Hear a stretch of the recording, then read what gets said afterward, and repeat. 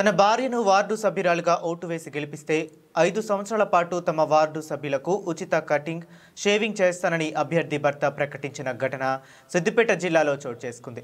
సిద్దిపేట జిల్లా దుబ్బాక మండలం రగొత్తంపల్లి గ్రామానికి చెందిన 6వ వార్డు అభ్యర్థి భర్త శ్రీకాంత్ ఈ మేరకు వెల్లడించారు.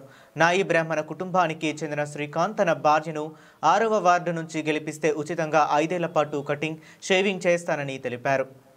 మండలం రౌతంపల్లి గ్రామంలో 6వ వార్డులో శివాని శ్రీకాంత్ అనే మేము నామినేషన్ దాఖలు చేయడం జరిగింది. వార్డు సభ్యులు అందరూ కలిసి భారీ మెజారిటీ గెలిపించగలరని వార్డు సభ్యులకు తెలియజేస్తున్నాను.